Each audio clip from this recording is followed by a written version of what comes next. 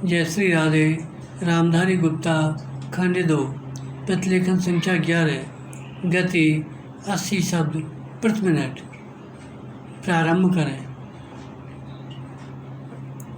भाइयों, आखिरकार एक लंबे संघर्ष के बाद, जो कि मुख्य रूप से अहिंसात्मक था और जिसका नेतृत्व ऐसे विलक्षण व्यक्ति ने किया जो अहिंसा और सत्य को ईश्वर का पर्याय मानता था, परंतु स्वतंत्रता के किनारे पहुंचने के अंतिम चरण में भारत को खून की नदी में से होकर गुजरना पड़ा और यह नदी भारतीयों ने ही खोदी थी तथा इसमें भारतीयों का ही खून बह रहा था। अभूतपूर्व पैमाने पर लोगों का निष्क्रमण हुआ। ग्राम, पुरुषों, स्त्रियों, बच्चों, बूढ़ों, बीमारों समेत 1 करोड़ व्यक्ति, जिनके शरीरों से खून छूकर भारत की भूमि तक को रंग रहा था, भारत के एक ओर से दूसरी ओर गए। बराम, उन्होंने अपने पीछे न केवल मकान और ज़मीनें छोड़ी, बल्कि अपने घर के व्यक्तियों के मृत शरीर भी छोड़े।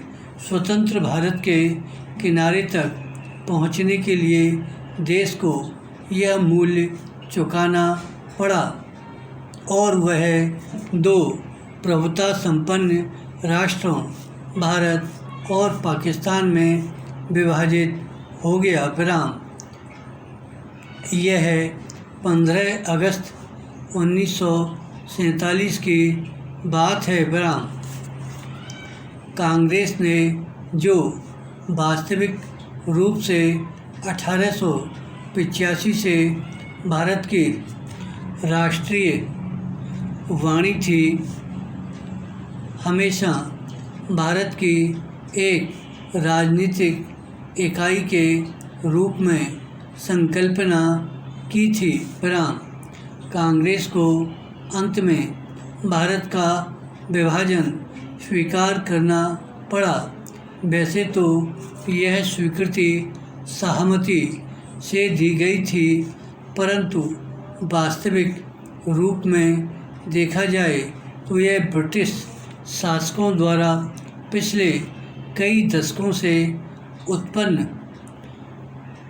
की गई परिस्थितियों के दबाव के कारण था। विराम, फूट डालो और राज करो की नीति पहले अलीगढ़ मुस्लिम कॉलेज की स्थापना के साथ शुरू की गई। विराम, एक दूसरे के बाद आने वाले 3 ब्रिटिश प्रिंसिपलों ने पृथकता का विचार मुस्लिम नेताओं और छात्रों के मन पर बैठाया। पैरा, सर सैयद अहमद को विभाजन मूलक विचारों को फैलाने के लिए उनसे हर प्रकार की मदद मिली। विराम, हम यह नहीं कहेंगे कि इसमें हिंदुओं का कोई दोष नहीं था, जो मुसलमानों से सामाजिक स्तर पर अलगाव बनाए रखते थे और आर्थिक दृष्टि से उनका शोषण करते थे। विराम, अलीगढ़ कॉलेज के अधिकारियों को अपने उद्देश्य की पूर्ति के लिए उपजाऊ भूमि मिली। यह सब कुछ पिछली शताब्दी के अंतिम वर्षों में हुआ। इन्होंने सोच समझकर राष्ट्रीय मुसलमानों की उपेक्षा करने की नीति अपनाई।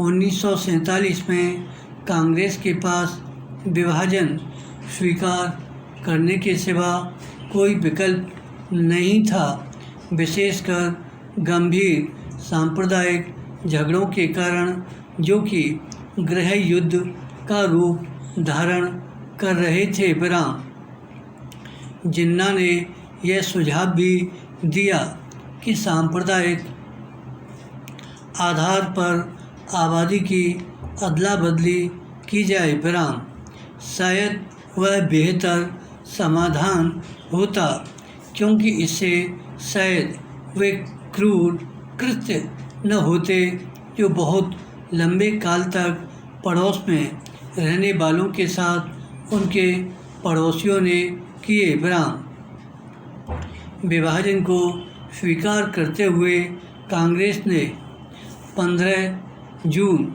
1947 को दिल्ली में एक प्रस्ताव पास किया, जिसमें अंतिम बार भारत की मूलभूत एकता का आग्रह किया गया था। इसमें कहा गया था कि पिछली 2 पीढ़ियों के श्रम और बलिदान की नहीं, बल्कि भारत का विस्तृत इतिहास और परंपरा भी इस मूलभूत एकता की साक्षी है। विराम। धन्यवाद।